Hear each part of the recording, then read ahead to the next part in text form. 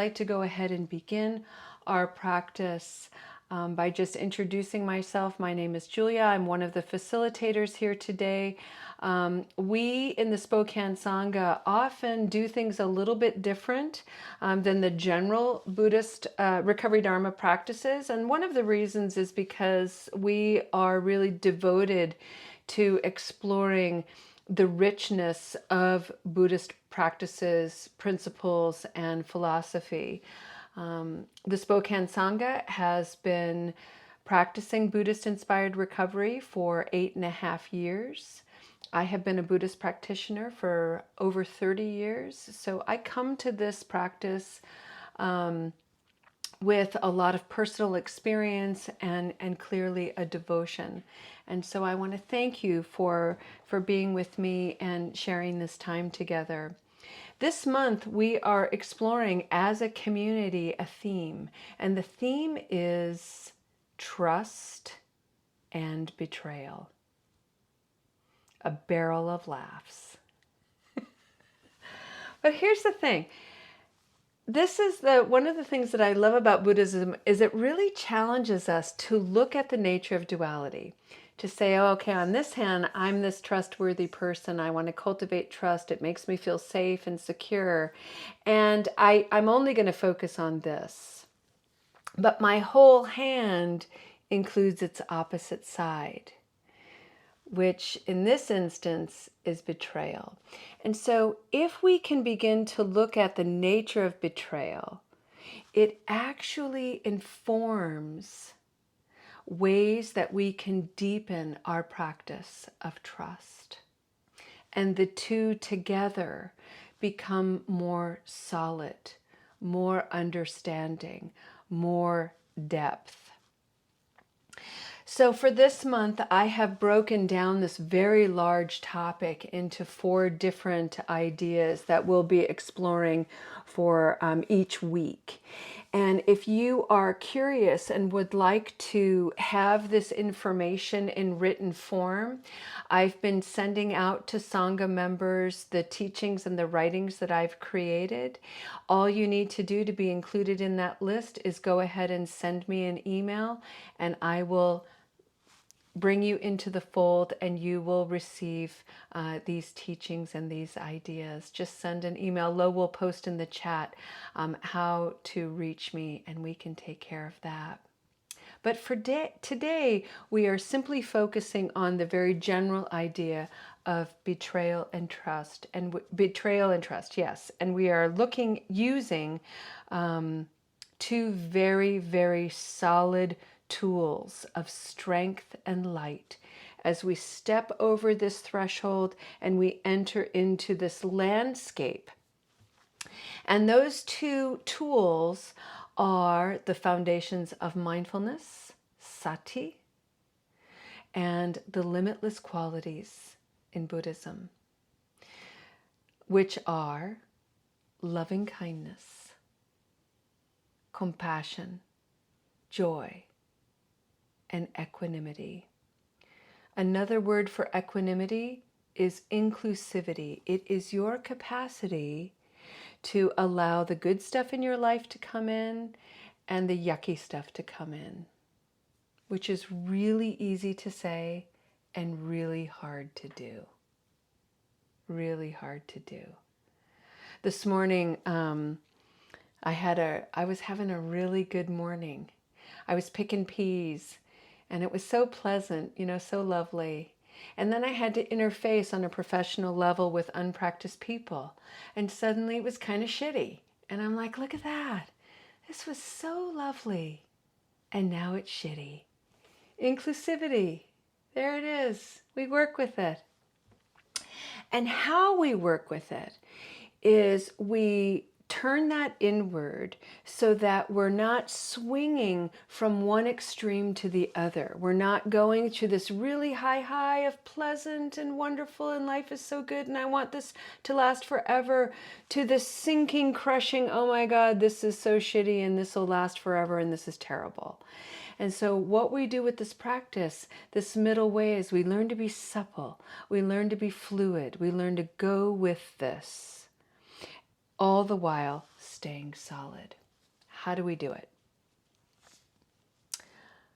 We practice and we breathe. So today, I'd like to share with you a breathing meditation that I wrote and that I shared. If you want a copy of it, email me. And this is a breathing meditation that is entirely focused on the 4 limitless qualities, cultivating deep within the heart and mind your expression of loving kindness, your expression of compassion, your expression of joy and inclusivity. And I'd like to invite you to remember the touch points, the guideposts, the cornerstones, whatever word you want to use, as points of attention for mindfulness. How is your body feeling? What is your mood? What are your thoughts and stories? And see if you can be with the wholeness of yourself using these qualities that slow everything down, that open up to the wonder of your life, that adds some softness to the harsh, hard edges, and keep things supple, curious, spacious. Let's begin. I'd like for you to come into the body completely. Close your eyes if that feels safe to you. Turn your cameras off if you'd like. And just allow your attention to acquire a friendly, curious inward gaze. Come into the body and have a sneaky peek. Look around. How does the body feel? If you'd like to assume a noble posture, that's great. Sit upright, cross-legged, hands in whatever posture feels comfortable, interlaced, resting on your thighs. If, however, you're feeling a little slunchy and a little slouchy, let that be your practice today. Slunch, slouch, crunch over. If you're feeling blah, feel blah. Maybe you need to lie down. That's lovely. Maybe you're feeling a little bit energized and feel a little bouncy and want to move. Be that. However you are, invite it to be perfect and invite that to be your practice. And let's take a breath together. Breathing in and breathing out.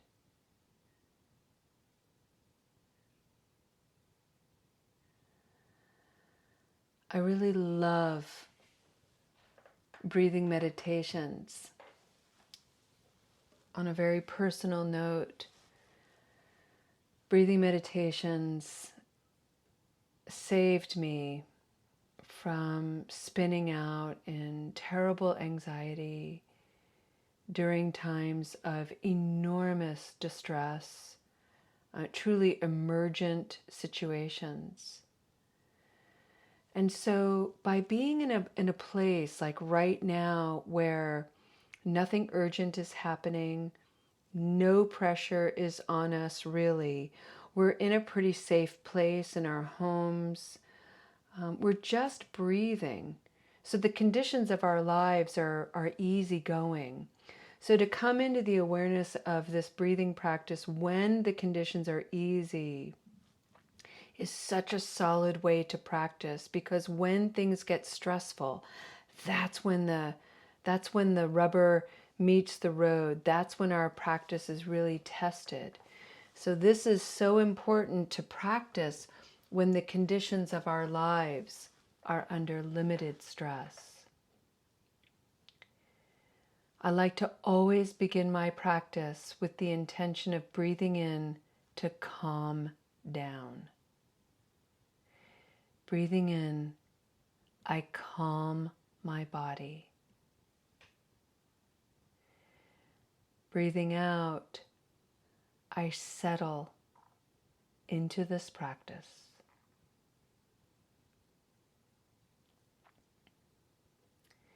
And it might take a few times to really feel that.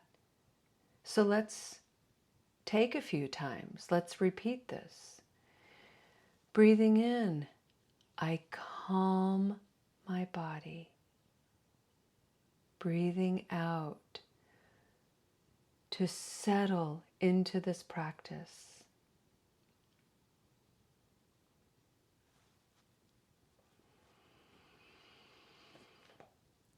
Breathing in, calm.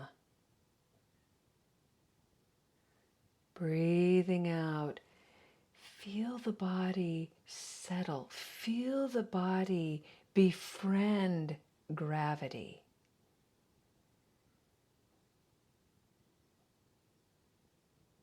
Your body, this clay vessel, is of the earth, but it is not in the earth like many of our other sentient beings that we see. We are upon the earth, but we came from it. We are these extraordinary complex beings. So see if you can settle into that, maybe with a smidge of awe.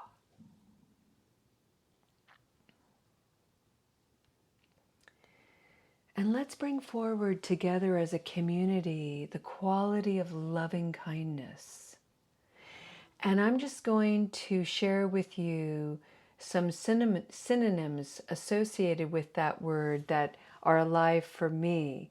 But I want you to focus on synonyms that are alive for you. The Buddha was very clear in these practices. Don't take his word for it. Don't try to be like him. We need you to be like you. We need these practices to come alive in you, expressed as only you can express them. So let's breathe in loving kindness. Breathe it in.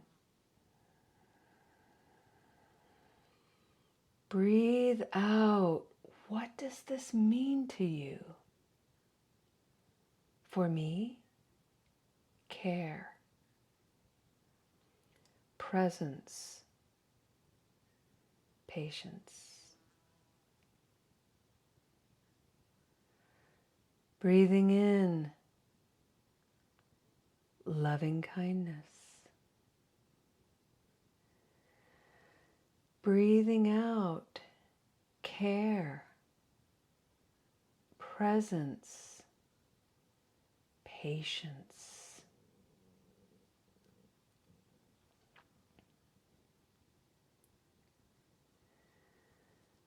Breathing in, loving kindness. Breathing out, care, presence, patience. So right now in my practice, friends, there's a fly flying around me.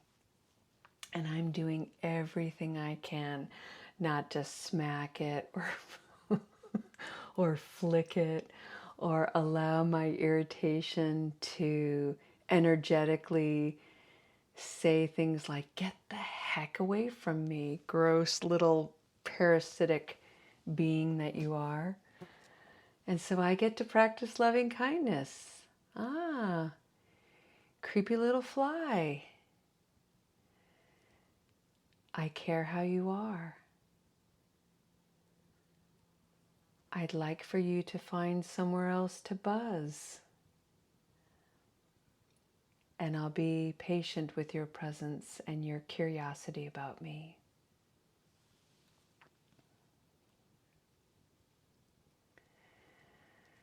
So many strange, wonderful opportunities to practice. Life is always affording us opportunities. So let's bring forward compassion, karuna. Breathing in, compassion. Breathing out, just like me, all beings want to be safe, acknowledged, and loved.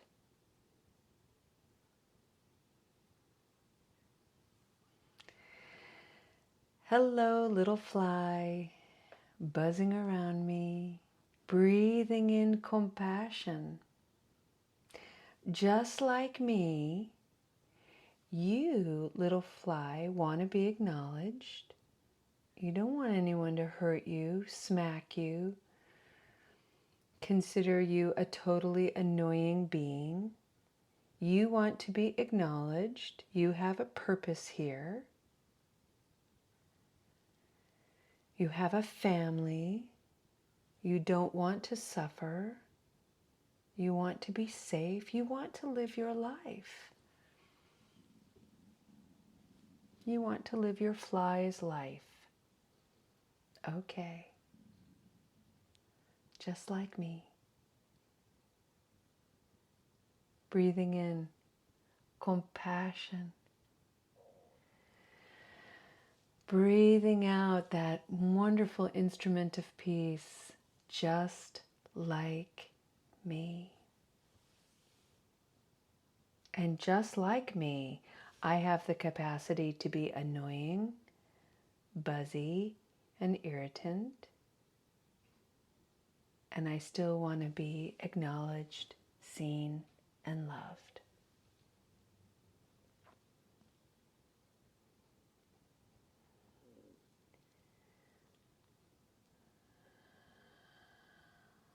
Let's just take a cleansing breath, breathing in and out.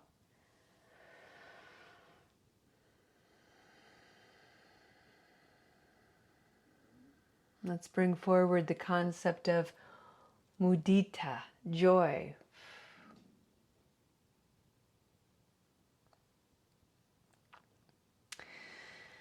Breathing in joy. What does that mean to you? Breathing out, for me, I often bring my mind toward small wonders. These are, for me, the most reliable ways I can tap into the infinite wellspring of joy.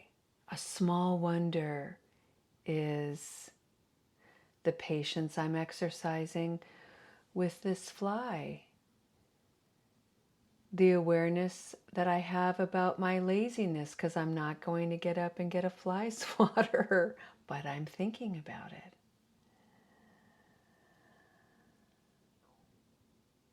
A drop of dew on a curly piece of my peas this morning.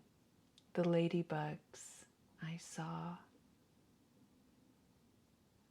The smiles of people I've noticed this morning. The crickets that are flying around. A moment of ease is a small wonder. Breathing in joy.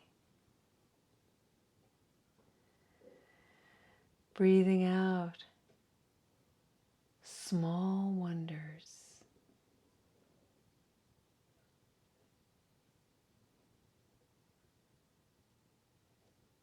Breathing in joy. Breathing out. What are your small wonders?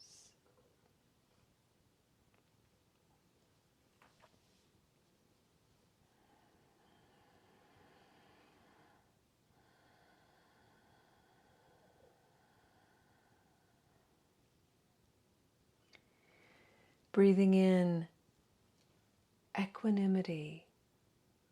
And let's think of it as inclusivity. And when we include all of the conditions of our lives and we're able to include them, look at them with increased degrees of neutrality, Thich Nhat Hanh reminds us that this is the way to freedom. We are neither attached to pleasure nor are we avoiding pain. We are holding them both with strength, clarity, resilience, presence. This is freedom. When we breathe out acceptance, sacred paradox, harmony. Breathing in inclusivity and freedom. Breathing out balance, harmony, acceptance.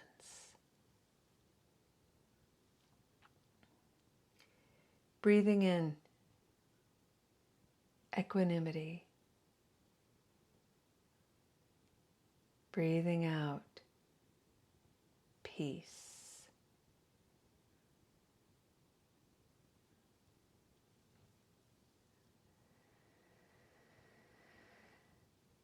Breathing in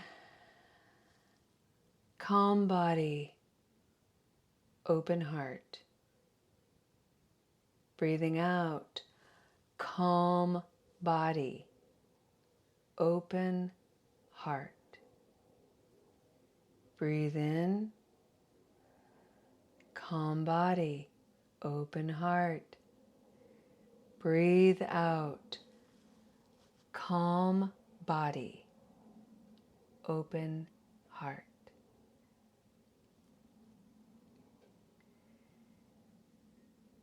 Breathing in, friends, your presence to it all.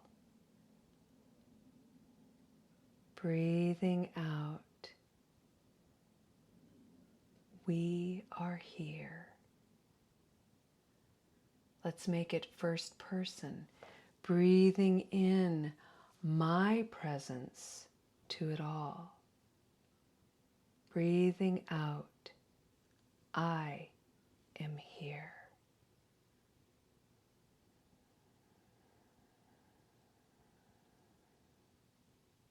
Breathing in,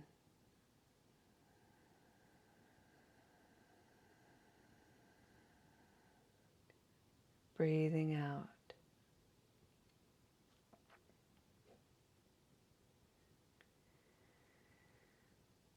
This is the Bodhisattva's breath. This is the way to enter into the landscape of trust and betrayal. Wide-eyed, full of wisdom and love, understanding and presence. Thank you for this beautiful practice. Bodhisattvas, all of you.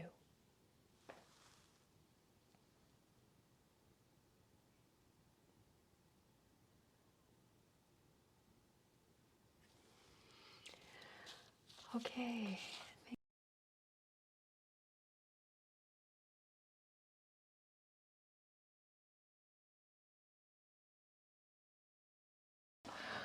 Alrighty, friends, let's go ahead and end our practice with a dedication of merit. And what's coming alive for me is the spirit of John O'Donohue.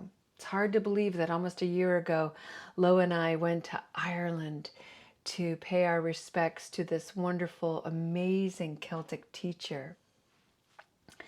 These are some of his words. May you be blessed.